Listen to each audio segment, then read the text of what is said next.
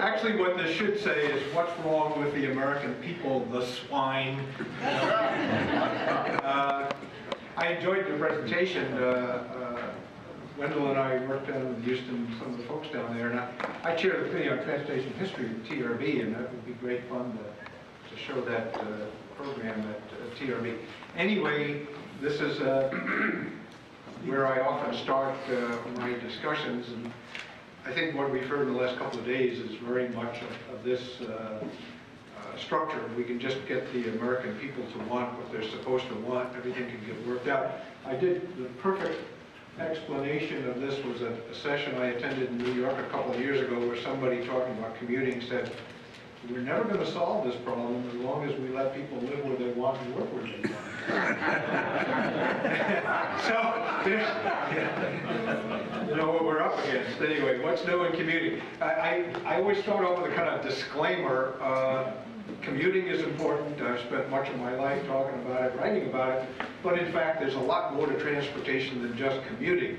And I think what we hear in the different cities that we all work in and play in is a very unfortunate situation in which we start out saying we're going to talk about transportation, and of course immediately forget about freight. We just talk about passenger, and then we forget about all the other trip purposes, and we devolve down to commuting. And then we get into a fight about transit versus highways and think we're talking about transportation. And the point I really want to make to you is that commuting today is about 20% of local passenger travel and declining as a share of total action, even in the peak period. And so when you're talking about these subjects, I think you need to keep that in mind and keep a focus on the other local travel, tourism, services, and freight, and what else is going on in the community. It's very hard to deliver lettuce on transit.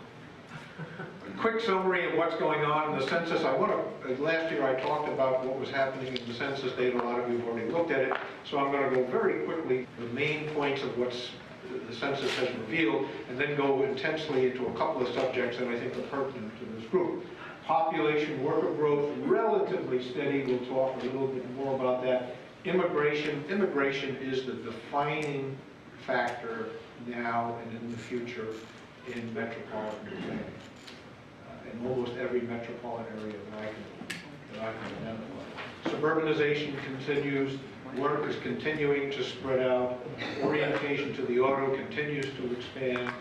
Selective successes around the country. If there's a difference between the 2000 census and the 90, is I could have drawn a picture, and I did last time, of we added about 19 million new commuters, and out of that we got 22 million single occupant vehicle drivers.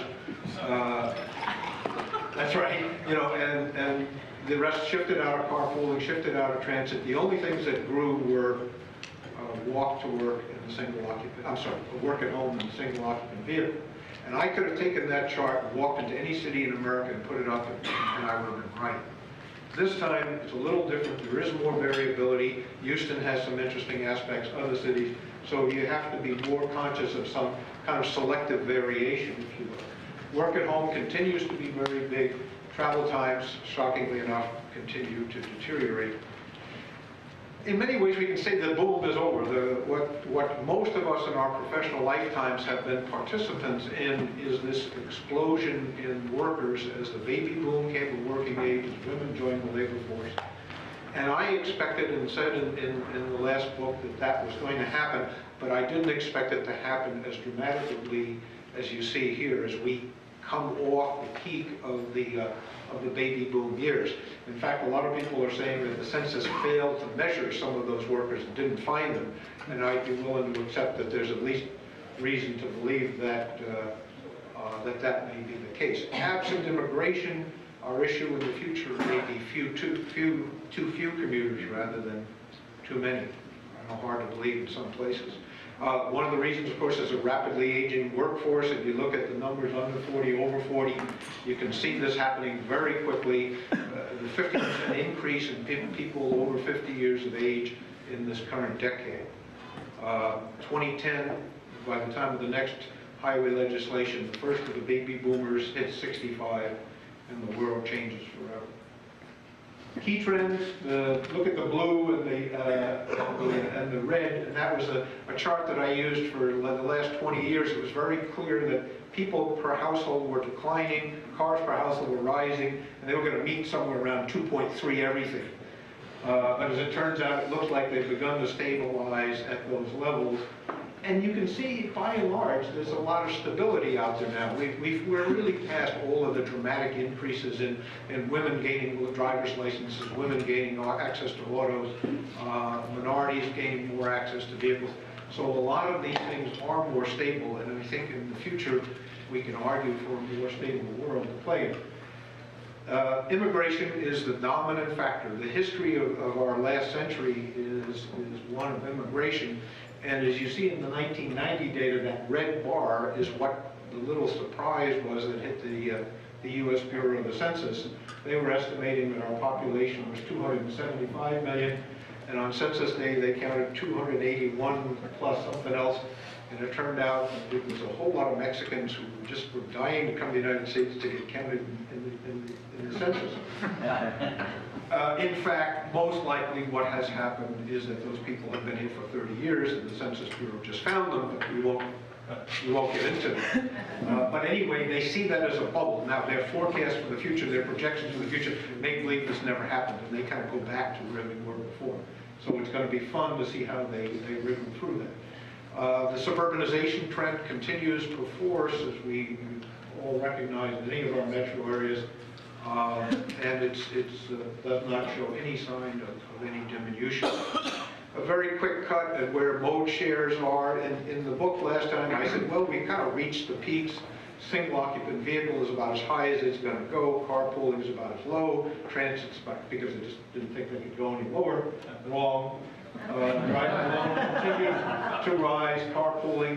Carpooling declined in share, but actually for the first time in 20 years, carpooling increased in numbers. And one of the fascinating things in Houston is one of the neat stories about that is this is a very racially oriented thing. When you look in the metro areas of America where you have a high Latino population, high Hispanic population, you see incredible levels of carpooling. 25, 30, 35% carpooling in some areas of Los Angeles. It is very much a social, cultural kind of a thing, and I'd like to discuss that a little further later on.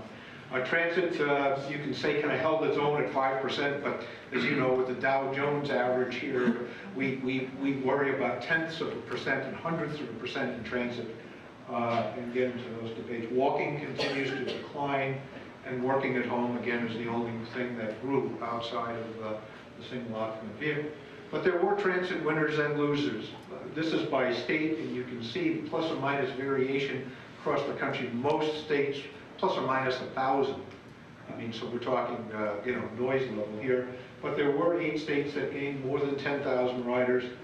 11 states actually gained share, 40 lost share. So as I say, there is more variation, and it very much will behoove us to look at those places where carpooling has been a success, look at those places where transit has been a success, and trying to find out what has happened, what has worked out. Where are the states at the extremes? Pardon me? Where are the states at the extremes?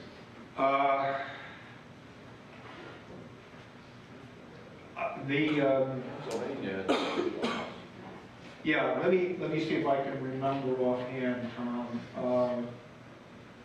The big loser was Illinois. Chicago, I think somebody mentioned yesterday, just absolutely went into the tank.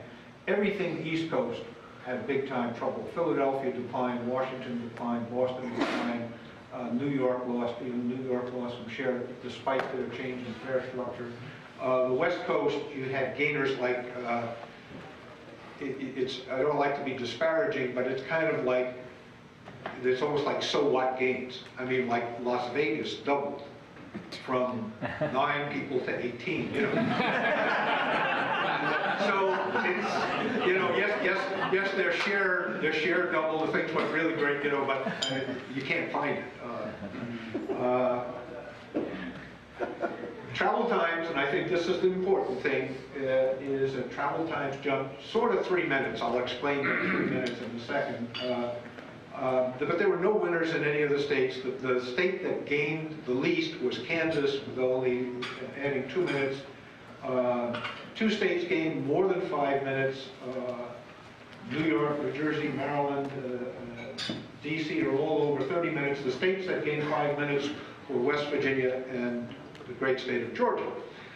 And I know you're wondering about West Virginia and the horrible pain of congestion in downtown Wheeling. Actually, what happened, and this is a story I think very important to tell, think about it, what happened in West Virginia is people in West Virginia working in Pittsburgh, in the great state of Pennsylvania, people in West Virginia working in Washington metropolitan area, people who don't want to leave their homes, can't leave their homes because of housing costs. And what we're seeing around the country, and one of the great stories, is people commuting colossal distances, particularly in rural areas, to high-paying jobs. Kentucky, you open up a Toyota plant and you pay $30 an hour, and out of, I think, 104 counties in the state, 100 counties send people to that auto plant. So, I mean, we're talking about really a cultural divide. The point is that I don't think we can any longer take the transportation system for granted. We added 22 million workers, drivers, as I said, from 80 to 90, and added 40 seconds to the system. We added 13 million and added 3 minutes. Now let me tell you about that 3 minutes. It's kind of a lie. The number is correct. It's 25.5 minutes average, but actually we only gained about 2 minutes because the old number was wrong. And the reason the old number was wrong is, this is a great story to keep in mind and just tell people about our sense of scale. The reason that the old number was wrong was my fault when I sat on the advisory board with the census and they said, how many digits, this is the days we were worried about digits, right? How many digits do we need to express average travel time when you ask somebody how long did it take you to get to work? I said, 2 digits ought to do it. 99 minutes, right? Clock everything at 99 minutes. This time around, they switched to 3 digits, and they got an increase in 1 minute average just as a result of people driving more than 99 minutes. So, I mean, it's really just a change in the structure of the system. Obviously, a couple of minutes, you know, if you get home 3 minutes later, so what? That's not the issue. The issue is it's the decline in access to jobs, it's the decline in access to workers, it's the decline in reliability, affordable housing. It's all of those things that come together in those couple of minutes. It's not just a question of I got home from work too late. And this comes to my definition of congestion, which I think kind of came out of yesterday's discussions. Congestion is people with the economic means to act on their social and economic interests getting in the way of other people with the means to act on theirs.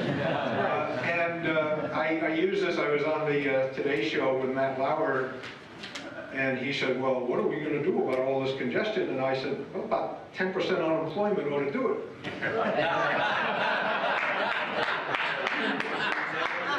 Well, and in some places it works, you know. We've seen that. I mean, the other way to say it is all of this comes about by virtue of population and affluence. And which of the two would you like to stop? This is a little test that I use with audiences. This is my own personal sense. There's no scientific validity, I don't think. It's just my feeling over the years. When you have 50% of the people traveling less than 20 minutes to work, life seems to be pretty happy in the community. In the 90s, we had 51% of workers doing that in the United States, with 40 states in that category. 2000, we're down to 47%, we're down to 28 states. So that's on the kind of good side. On the bad news side, when you get more than 10% of people traveling over 60 minutes, you got trouble. We had 6% in the United States over 60 minutes, only one state, that was New York, as expected. Now we're up to 8%, 5 states over: Georgia, Illinois, Maryland, New Jersey, New York, and throw in DC and Puerto Rico. Thank you. So you've got the makings for big time trouble. One of the things that happens, you all know the stories of the so-called triple convergence that, what's the name talks about, can't think of his name. Tony Downs, right. And this is kind of a measure of what he's talking about. This is what has happened in terms of the peak spreading as a result of congestion. if you look at the pre-5 a.m.s, this is times that people leave home to go to work. In 1990, there were 2.4% of the population who left home before 5 a.m. The change from 90 to 2000, this is the percentage of the change, not the new percentage, is 11.2%. And if you look at the 5 a.m. to 6:30 a.m., you get exactly the same thing. And then if you look at the 9/11, that's the other end of the peak. So we are forcing people out to a peak. And honestly, Tony, in one sense, is right. What happens is you build a freeway that increases capacity. Some of those silly people, instead of leaving home at 4:30 a.m., will actually leave when they'd like to leave. There's no accounting for it. And you'll get people actually doing what they'd like to do. This is the part where I really want to spend a little time. I'll let Randall hit me on the head when it's time to stop. One of the things that is fascinating in the changes here is the percent folks leaving their residence county to go to work. And we're seeing dramatic changes in it, same as it did with that travel time thing. We're around 24% in 1990. We're now up to almost 27%. Some states are extraordinary. Virginia up around 50%. All over the country this is happening. Only 3 states were down. In that case, of the 13.2 million workers that we added, more than half were leaving their residence county to work. And this is obviously a sprawl problem, and it must be. I can't think of what else can do it. This is what it looked like in, these are the counties shipping, exporting more than 25% of their workers to other counties. And this is the additional change between 90 and 2000. Obviously, this statistic is a function of the size of counties. In the east, the counties are small, and so you see more of it. In the west, they have these silly counties that are bigger than states. And you see less, but it doesn't much... States. That's right, yes. But you can see that this is moving, and it's moving everywhere. Well, what is going on here?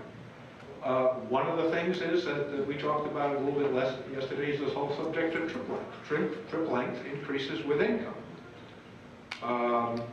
There are at least 5 PhD theses in that chart.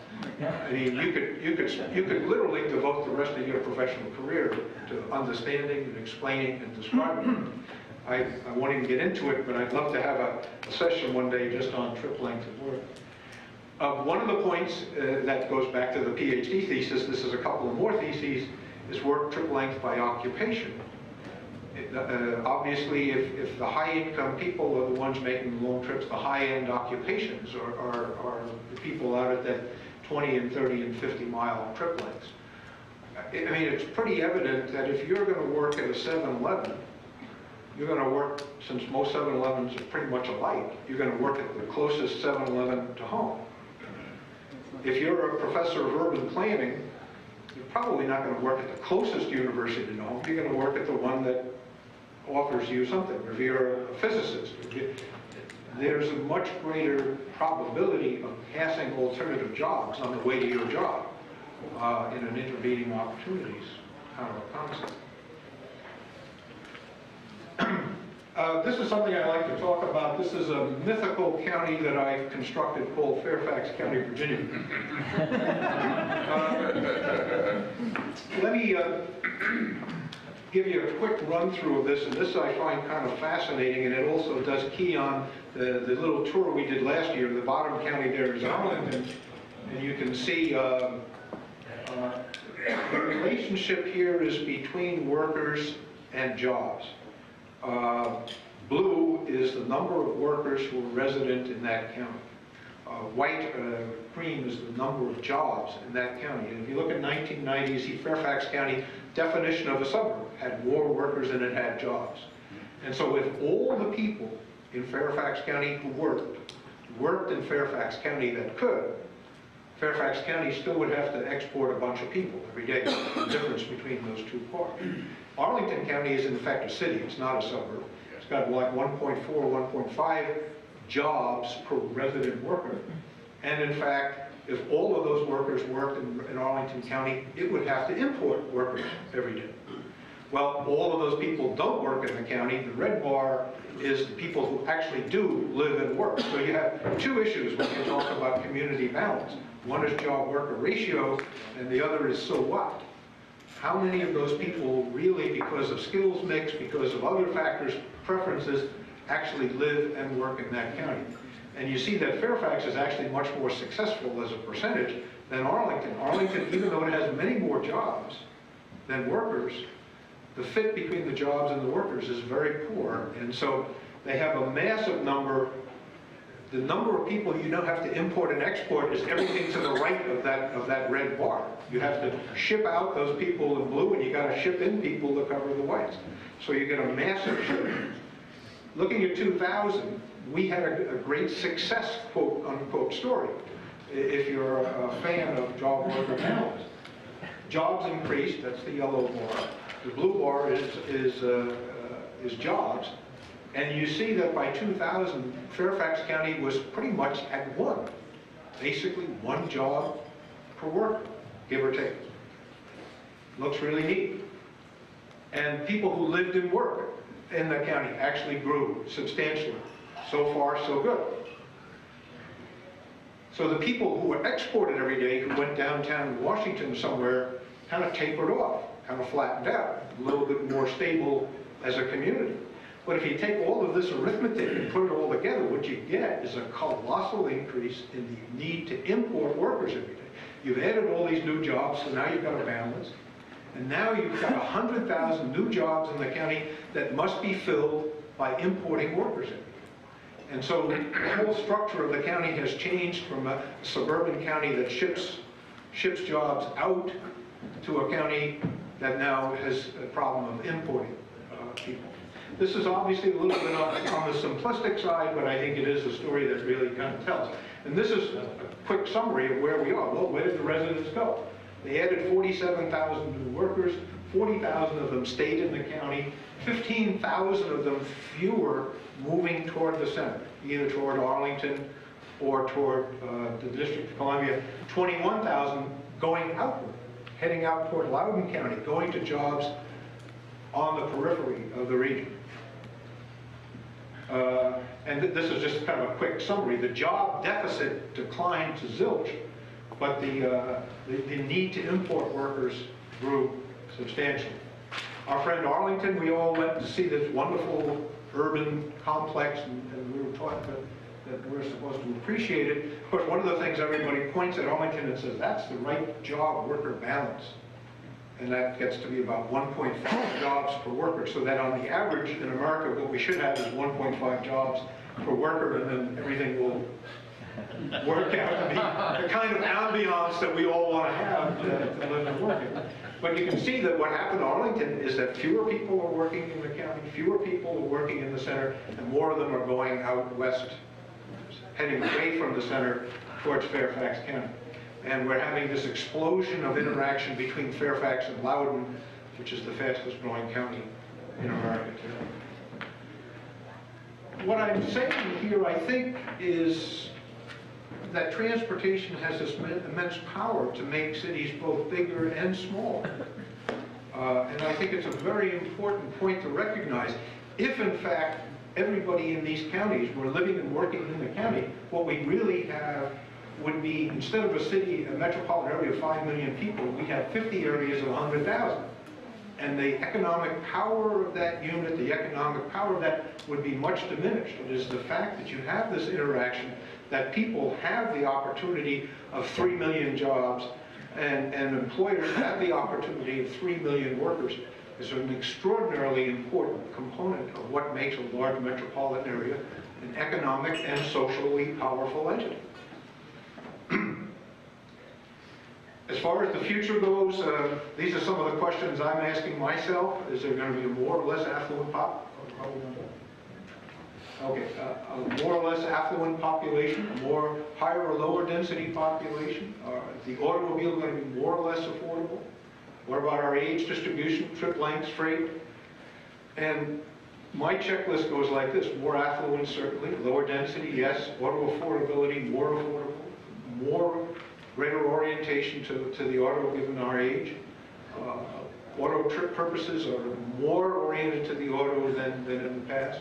Trip destinations more dispersed, freight value higher, more time sensitive in both people and goods, and what I call the democratization of mobility. And what I mean by that is this: I think the most important statistic coming out of the census is that red line, which shows something that Randall gave you yesterday in a slightly different form, is that in 1990, 31% of the black households in America had no vehicles, and that has dropped down to around 23% in 10 years. And whenever I talk to reporters, I often talk to groups of reporters, like all of you being reporters. I love to show this slide, and they all mumble, and I say, does anyone here think that's a bad thing? And it's very hard for people to talk about whether this is a good idea or a bad idea. Anyway, I think this is where I see it, a future world where time, reliability, and responsiveness will be key. The keys are personal versus mass, on-demand versus scheduled, private versus public. Security issues certainly are going to be a key component to it. There is a constituency for congestion out there, and there's no question that there's a whole lot of people who keep thinking that if we can just make people miserable enough, we can solve this problem.